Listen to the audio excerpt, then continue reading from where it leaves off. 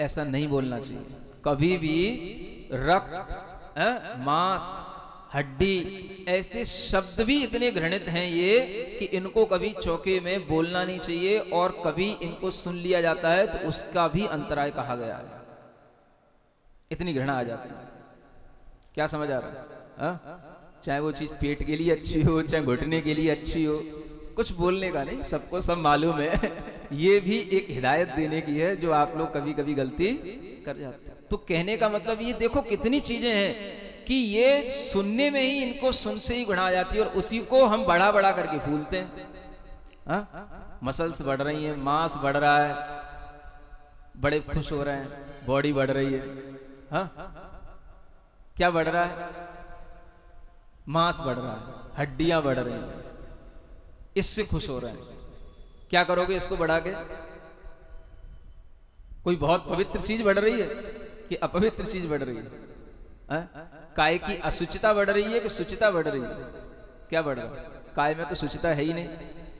ये स्वभाव का जब तक चिंतन नहीं करोगे कि देखो हम कितनी अच्छी अच्छी चीजें इस शरीर को खिलाते हैं, और मुंह पे रखते ही वो ऐसी झूठी हो जाती हैं कि अगर वो मुंह से निकल जाए तो भी वह खाने योग्य दोबारा नहीं होती। इतना अशुद्ध ये मुंह है कि नहीं? इतना अशुद्ध यह शरीर है कि जिसमें हर अच्छी चीज पहुंचने के बाद में दुर्गंधित हो जाती है, अपवित्र हो जाती है। ऐसे इस शरीर से राग करने से हमें क्या लाभ होगा? नेचर समझो हर चीज का। जब तक आप किसी भी चीज का नेचर नहीं समझेंगे, इसको बोलते हैं transient nature of our body, transient nature of the universe.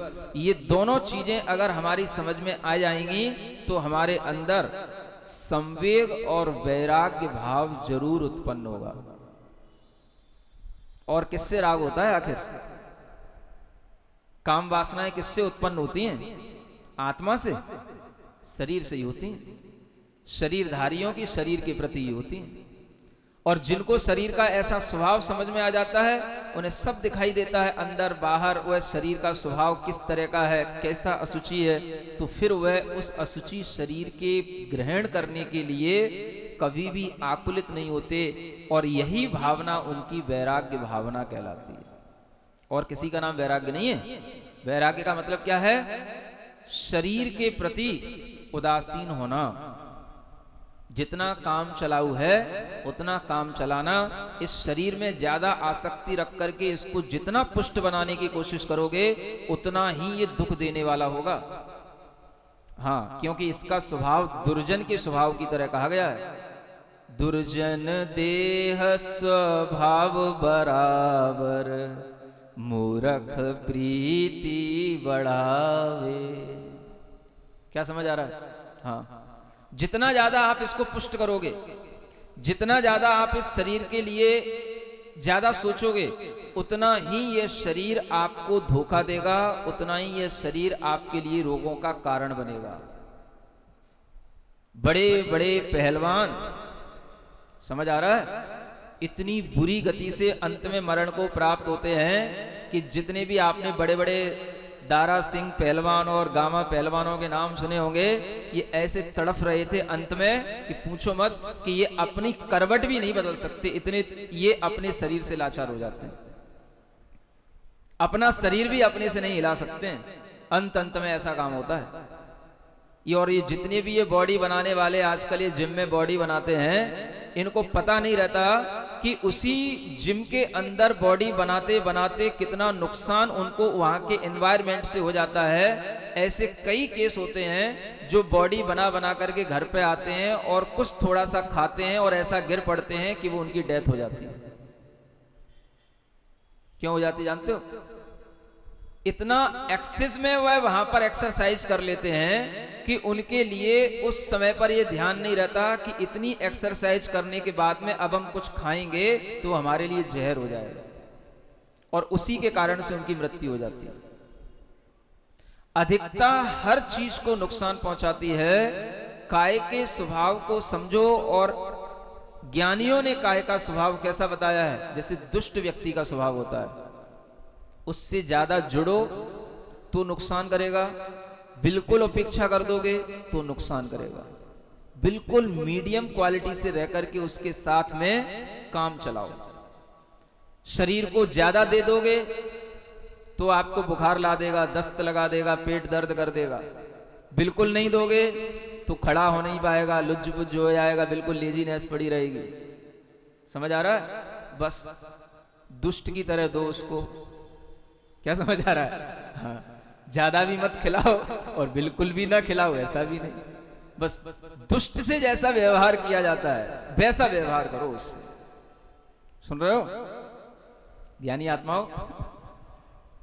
हाँ? हाँ, जो कहा है वही तो समझो। आचार्यों ने उपमाएं व्यर्थ में नहीं दी, बहुत सोच समझ के दी, अपने ज्ञान से दी। काम क्या है? शरीर का काम इतना ही तो है कि प्राण चलते रहे, शरीर के लिए आवश्यक जो है शक्ति मिलती रहे। अब अधिक आसक्ति ये आपके लिए दुखदाई हो जाती है। आप देख लो बच्चों के रोग, उनकी अधिक आसक्ति जो जंक फूड फास्ट फूड करने की रहती है उसी कारण से हो जाते हैं। उनको अनेक तरह के रोग, फूलते चले जाते हैं, पेट खराब रहते हैं, सिर दर्द होने लग जाते हैं, चश्मा लग जाते हैं, अनेक तरह की आंखों में प्रॉब्लम हो जाती है। ये सब इसी कारण से होते हैं। जितना उसके लिए चाहिए उतना देने में कोई बाधा नहीं है। उसको फालतू की चीजें चाहिए ही नहीं और आप फालतू का कचरा उसके अंदर डालते रहते हो। जितना भी फास्ट फूड है, जंक फूड है, ना इसमें कोई विटामिन है ना प्रोटीन है, समझ आ रहा है? और सब उसमें डालते रहोगे तो क्या होगा? वो दुष्ट और क्रोधित हो जाता है। अच्छा, मुझे जो चाहिए वो तो तुम दे नहीं रहे और जो नहीं चाहिए वो तुम दे रहे हो। तो दुष्ट की दुष्टता अगर बढ़ेगी तो क्या करेगा? फिर वो और रोग पैदा करेगा, तो फिर वो तुम्हें परेशान करेगा। समझ आ रहा है? तो उसको जितना प्रोटीन, जितना विटामिन, जितना चाहिए उसको वो चीजें दो। आज के बच्चों को यही नहीं मालूम रहता है क्या खाना क्या नहीं खाना, बस जो टेस्टी लगे वो खाना। प्रोटीन विटामिन जिसमें रहे हमें क्या लेना देना। रोटी में क्या होता है? कुछ नहीं होता है, रोटी कचड़ा है। फास्ट फूड, हाँ ये टेस्टी फूड है, रोटी तो कचड़ा है, ये तो मजदूर भी खाते रहते हैं। अब उन्हें ये नहीं मालूम कि मजदूर उसी को खा के कितनी ताकत ले आते हैं, कि वो दिन भर काम करते रहते हैं, उसी से ताकत आती है। और जो खा रहा है वो कचड़ा है, इससे कोई ताकत नहीं आने वाली। काय के स्वभाव को समझो।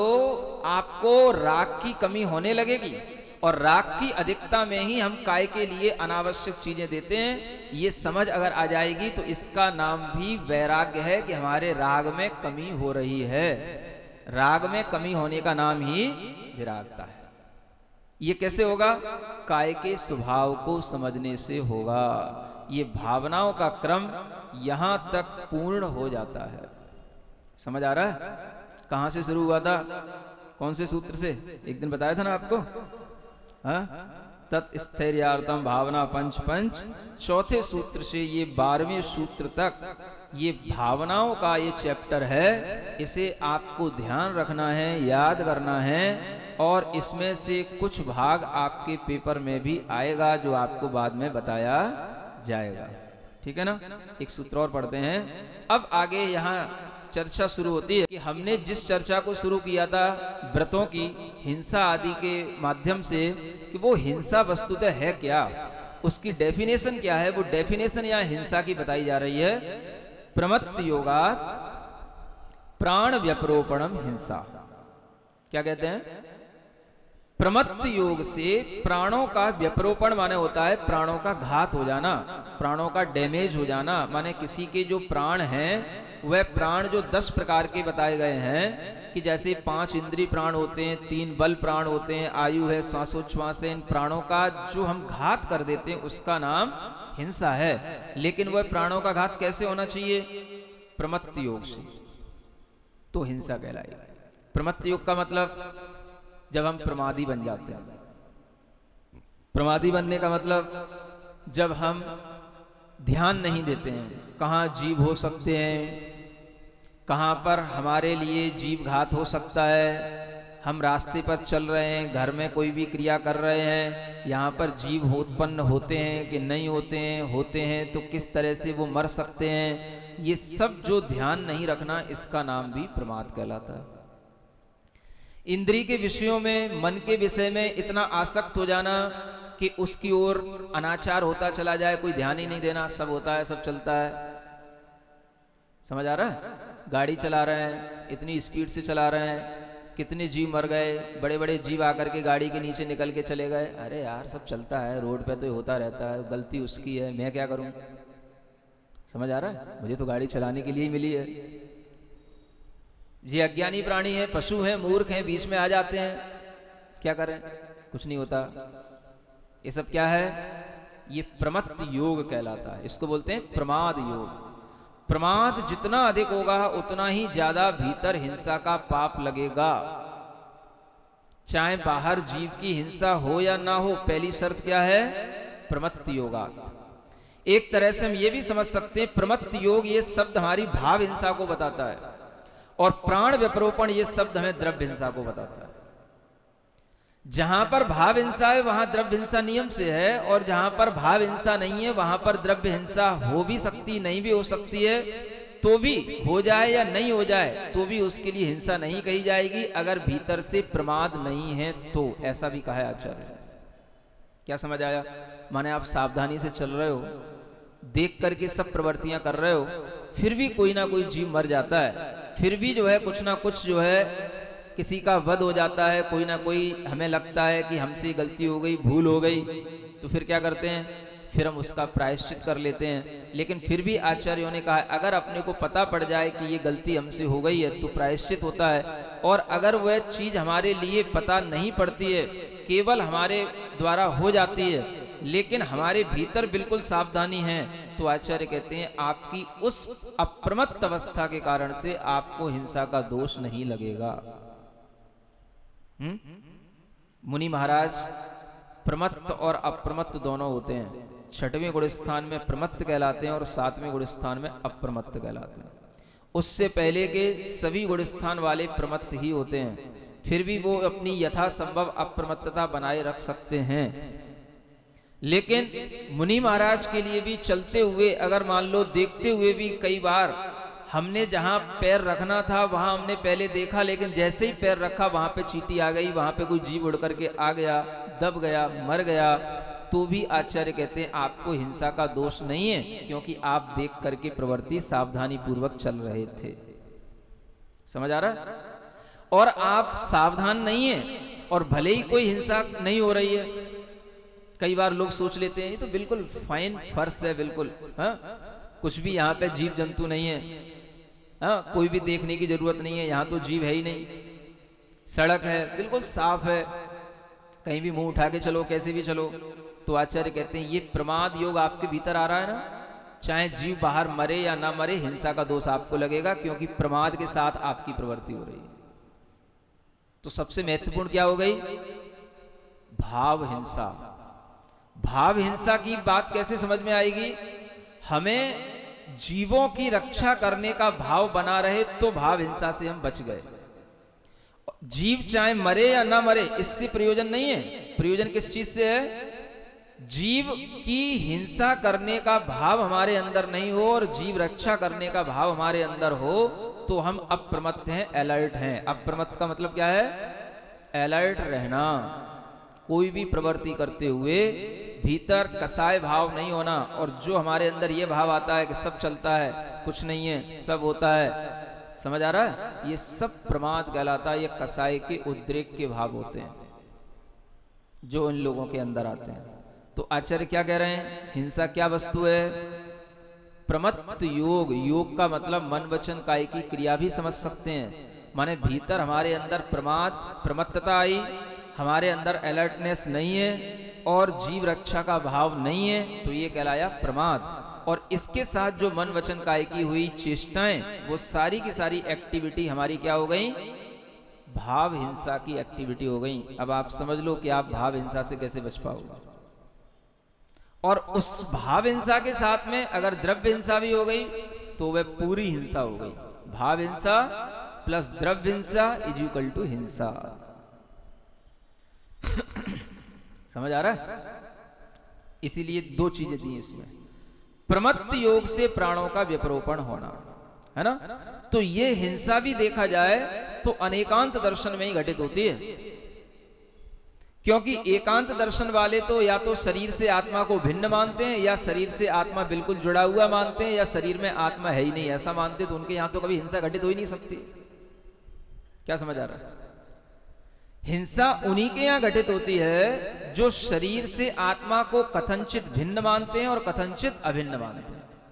अब देखो इसका लोग दुरुपयोग कैसे कर लेते हैं।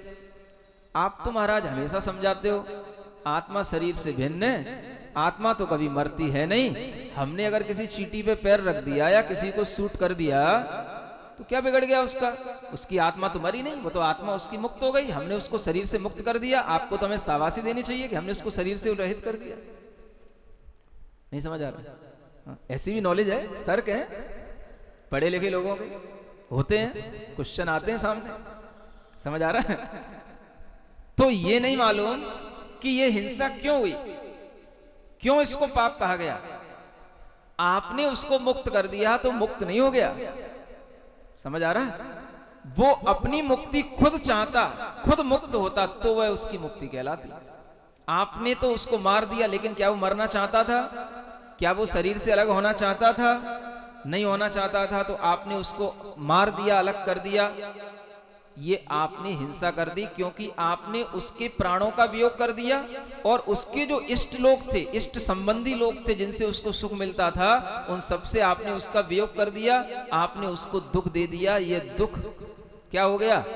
आपके लिए हिंसा हो गई, क्योंकि कथनचित आत्मा और शरीर जुड़ा हुआ भी है। ऐसा नहीं है कथनचित आत्मा और शरीर भिन्न ही भिन्न है, ऐसा एकांत नहीं है हमारे अनेकांत दर्शन में, है ना।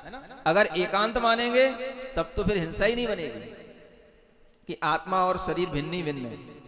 जब भिन्न ही भिन्न है तो फिर मारने और मरने से फर्क ही क्या पड़ रहा है? क्या सुन रहे हो? बुद्धि चल रही है कि मैं चला रहा हूं तब चलती है, अपने आप तो नहीं चलती होगी। उपास में पड़े होगे, व्रत में पड़े होगे, सोच रहे होगे महाराज जल्दी छोड़ो, अब बहुत देर होने वाली है, थोड़ी बुद्धि चलाओ। हाँ, अनेकांत दर्शन का महत्व, अनेकांत दर्शन हर जगह काम आता है। और इस चीज को समझोगे तभी आप हिंसा और अहिंसा का सही महत्व समझ पाओगे। एक बार महात्मा गांधी के समक्ष एक बात आई थी। एक कुत्ता था, बहुत तड़फ रहा था। सुन रहे हो? जब उन्होंने अहिंसा का पाठ नहीं पढ़ा था, उनके लिए ये अहिंसा धर्म समझ में नहीं आया था। तब की बात बता रहा हूं कि उन्होंने उस समय पर क्या सोचा था और क्या निर्णय लिया था कि एक कुत्ता तड़फ रहा था, परेशान था, अपने ही किसी रोग के कारण से उसकी किसी ने टांग तोड़ दी हो, किसी गोंत में डाल दिया हो, बाद में वो मरणासन अवस्था में हो, मरने के लिए मतलब बड़ा परेशान था, वो मरने ही जैसा था। उसकी बेचैनी उनसे देखी नहीं गई।